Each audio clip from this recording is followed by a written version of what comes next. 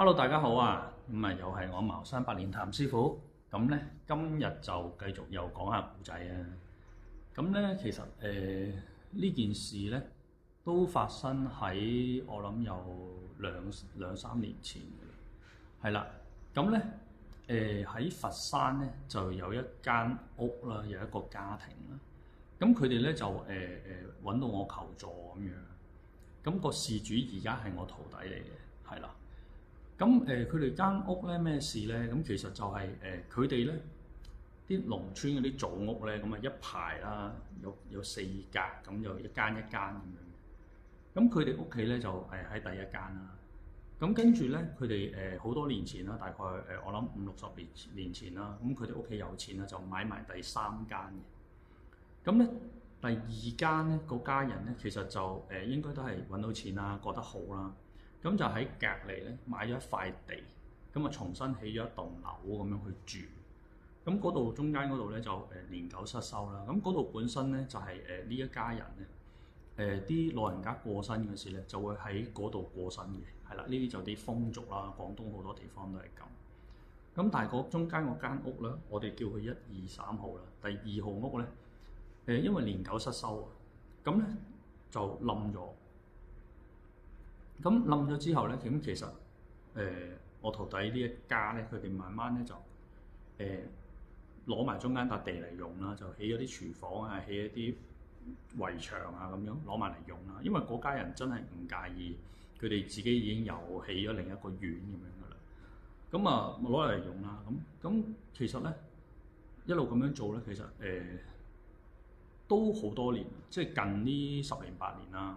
咁屋企就出好多事啦，咁就包括一啲咩咧？屋企啲人啊，輪住啲長輩輪住重病啦，咁咧真係要面對生死關頭啦，咁樣咁跟住咧做生意啦、做事啦，又唔順利啦，就各樣虧損啦。咁跟住咧咁多年嚟咧，因為我徒弟本身好迷信，好迷信。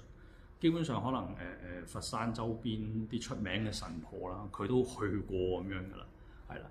咁就有好多朋友咧，佢有啲朋友咧就都係修行啦。有啲咧直頭有陰陽眼咁樣嘅，係啦。咁咧佢哋嗰間屋咧就每次有啲朋友嚟啦，有修行嗰啲啦，都覺得哇好多嘢喺度，好多人喺度。咁咧有啲咧有陰陽眼嗰啲朋友嚟到咧就哇！你間祖屋住咗好多外人啊，唔係你哋屋企人嚟嘅喎咁樣。咁啊咁我徒弟咁迷信啊，咁梗係問啦，喂咁點算啊？點算啊？點樣解決啊？點樣會好啲啊？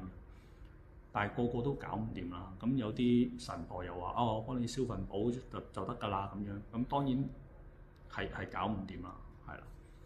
咁跟住咧，到幾年前啦，咁就透過啲朋友識到我咁樣啦。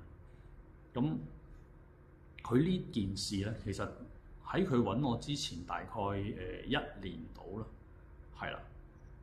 師公已經同我講咗嘅，係啦，話今年會有一個人喺佛山嗰度要求助嘅，係啦。咁但係個師公同我講係男人嚟嘅，係啦。咁我冇為意啦，我照做啦，咁樣。咁去到嗰間屋嘅事咧，其實就好明顯啦，見到就好逼啦，間屋好多啦，真係好多。咁我問翻，咁點解你哋依家又會揾我去，即係信啊，揾我去做啊咁樣？佢話因為佢爺爺咧就前排就踩單車定唔知乜嘢啦，咁啊突然間俾啲人按咗落去，跌咗落田咁，跌斷隻腳咁。跟住咧，阿爺咧就晚晚喺個醫院嗰度啦，都話有啲污糟嘢，啲鬼仔掹佢啲腳啊，搞佢啊咁樣。咁所以佢哋覺得唔得啦，真係要搞啦咁樣。咁去到睇啦，咁我就覺得唉咁樣做啦。開頭諗住做正宅嘅啫，咁啊去到啦，咁入到去，哇！佢間屋咧就113號屋啊嘛，咁中間係嗰個2個廚房連住一個後花園咁樣啦。無論喺兩邊邊度入去咧，其實冇乜嘢。一轉入個廚房，即係中間個 area 嗰度咧，哇！超凍，突然間個溫度可以降咗5度，真係有4、5度咁犀利。跟住我話：哇，咁凍嘅你哋個廚房？跟住咧事主個爸爸啦，都走入嚟啦。佢話：咦，好似係喎咁樣。咁我話：唔緊要啦，咁我哋做啲嘢啦，燒啲符啊，做啲嘢啦。我幫你清一清先啦咁樣。咁啊，燒完條符啦，咁我哋就出花園啦。咁啊，繼續做準備啦，開發線啊，做成啊咁樣。咁跟住突然間，佢事主個爸爸就喺度話：哇，師傅好神奇啊！我以為咩事啦，咪走入去睇啦。跟住佢就話：哇，個廚房暖翻晒。咁我入去係真係冇之前咁凍嘅，咁啊真係好翻啲。咁我話：咁正常嘅，咁我幫你做一啲嘢咁樣，咁啊繼續做準備啦。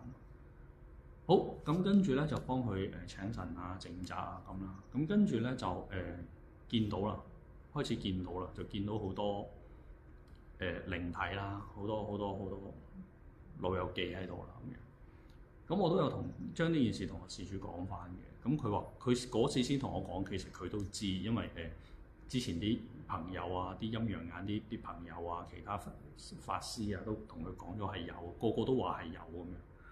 咁我話咁點啊？我試下幫你哋送走佢啦，即係請佢哋離開啦咁樣。咁佢話好啊，咁我開始做啦。咁一開始做咧，其實 OK 嘅，啲嘢肯走嘅。咁啊，明顯見到啲嘢開始執包袱啦，咁啊，跟住燒啲嘢俾佢哋啊，送佢哋走啊咁樣。咁但係咧做到後尾啦，咁有三位明顯同我講佢哋唔肯走。嗰3位仲好犀利嘅，係啦，好犀利，唔肯走。咁我話咁點算啊？咁啊問下啦，又問下杯，又直接問下佢哋啦，想點啊咁樣。咁有一位咧就話：哦，我同佢哋係同一家人嚟嘅，我想上佢哋祖先神位咁樣。咁我就問翻個事主啦：喂，你有一個係咁樣要求喎，你哋 O 唔 OK 啊咁樣？咁佢哋話可以嘅，因為原來咧。嗰度成條村咧都係同姓嘅，即係都係自己人嚟嘅，只不過係可能近代咧冇咁熟，其實一路數上去全部自己人嚟嘅。咁佢哋同意咗啦，咁我就同嗰位講啦 ，OK 嘅。咁啊，等我做完晒啲嘢啦，重新安神位、安祖先嘅時候咧，咁你就上位啦咁樣。佢就即刻消失咗啦。咁跟住仲有2位咧，其實就比較麻煩啲。因為嗰2位咧，我嘅理解應該就係中間2號屋嘅屋主，係啦。佢哋唔肯走，佢哋話呢家人霸咗佢啲地方啊，點啊咁樣。咁啊又繼續溝通啦。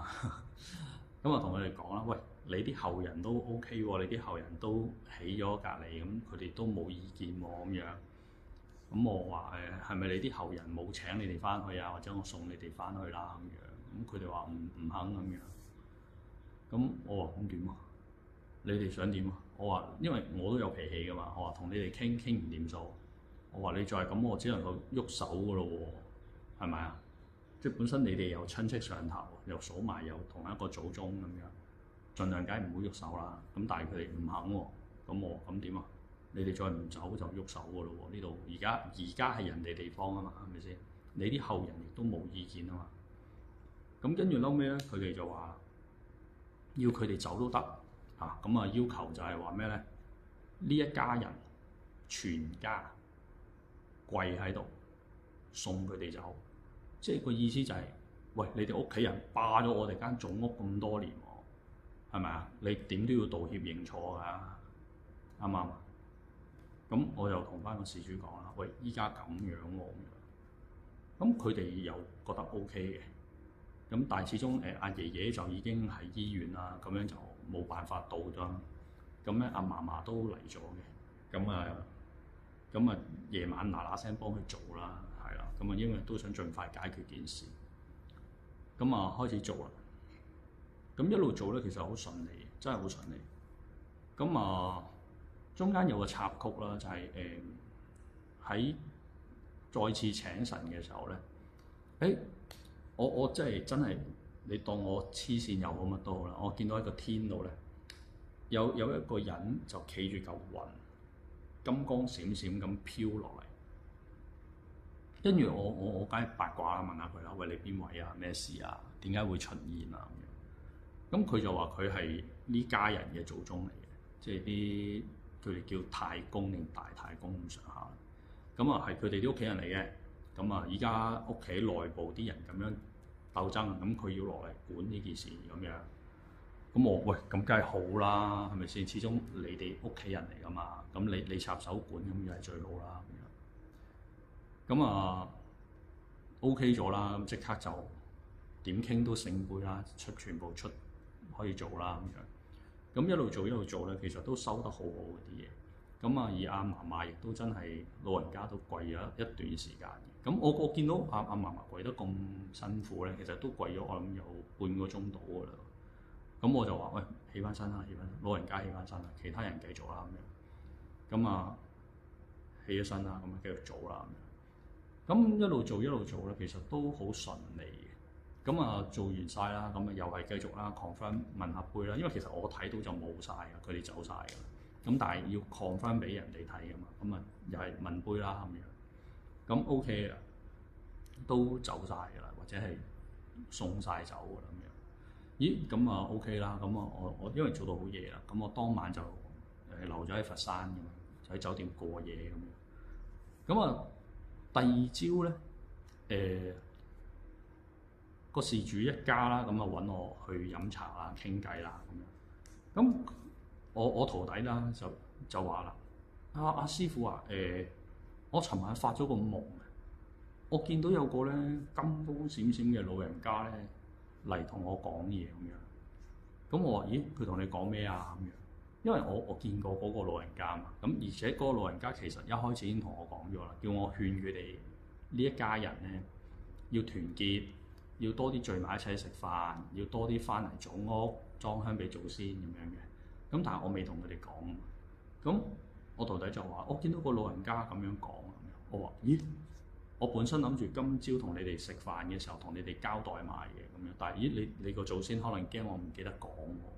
咁啊，直接現身同你哋講。咁我再問翻佢哋啦。我話：喂，你哋係咪有位咁犀利嘅祖先㗎？咁樣。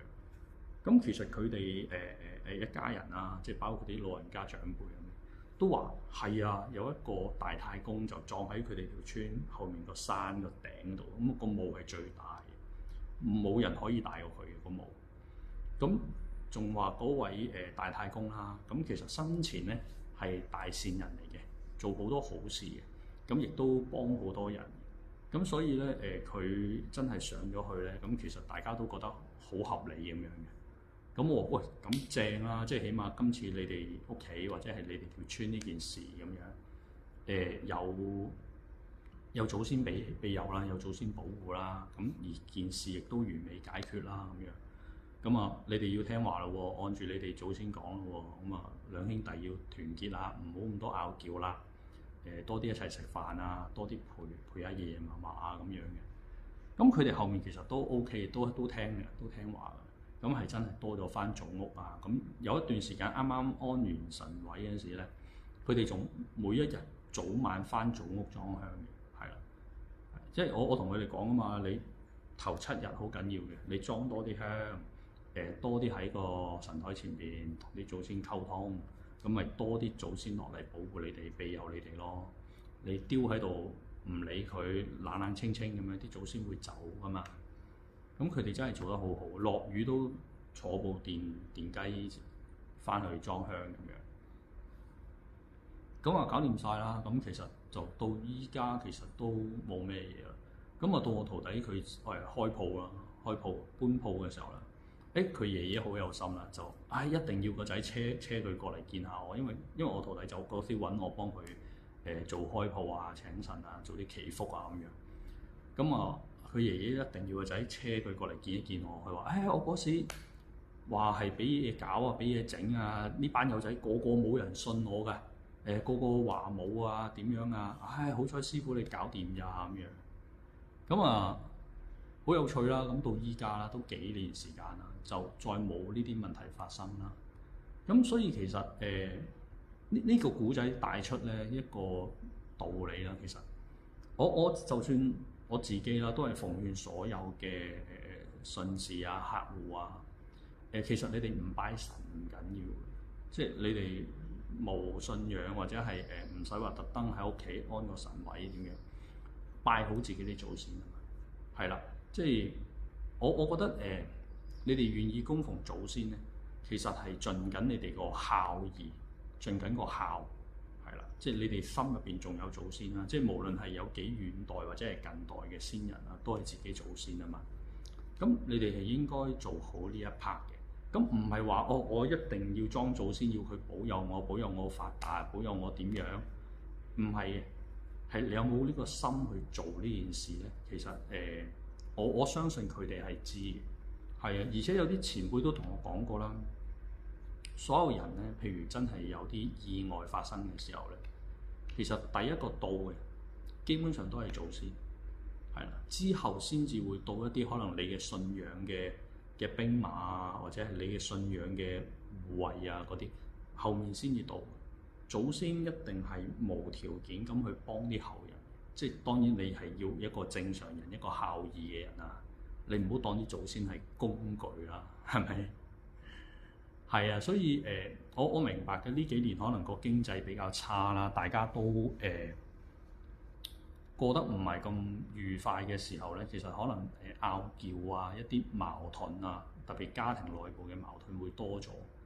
但係反而呢個時候，其實不如大家靜下個心，沉澱下自己咯。係啊，諗下辦法點樣令到個家庭和睦啲，個家庭愉快啲，點樣令到大家相處開心啲，總好過日日去求神問卜。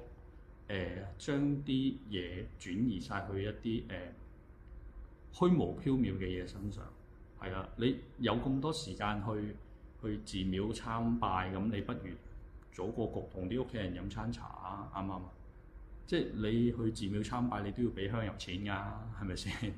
你不如攞筆錢請屋企人食餐飯好過啦，好嘛？好，今日分享到呢度先啦，好，拜拜。